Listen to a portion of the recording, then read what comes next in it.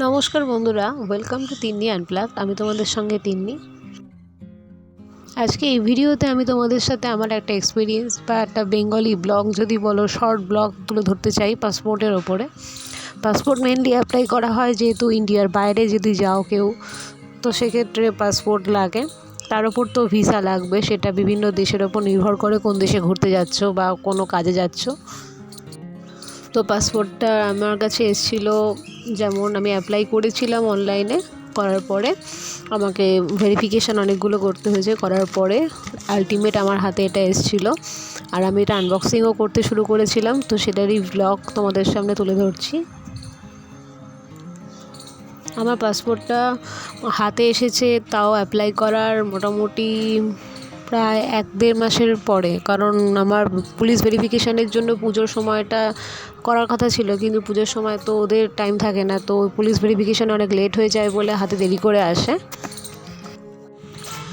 আমার বোনের অ্যাপ্লাই দুজনেরই করেছিলাম এই পাসপোর্টের।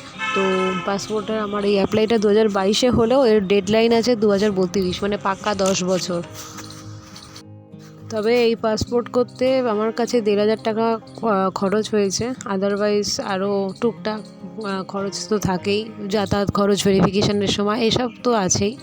তো আলটিমেট ভিডিওটা আজকে প্রায় শেষের পথে। এর থেকে বেশি কিছু বললাম না, কারণ পাসপোর্ট অনেকে আর্জেন্টলি করায়, তো আর্জেন্টলি করালে এই নিয়মে চলে না, তখন হয়তো অন্য কোনোভাবে ওটা করে।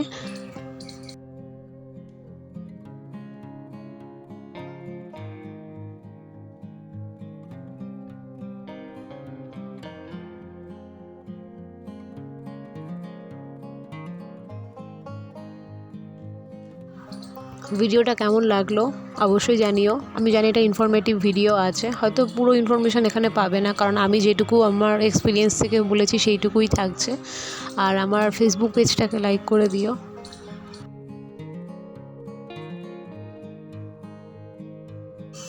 ভিডিওটা ভালো লাগলে লাইক কমেন্ট করো, আর যে কোনো ধরনের ব্লগ, রিভিউ আর ইউটিউব শর্টস দেখার জন্য সাবস্ক্রাইব করো তিন্নি আনপ্লাগডকে।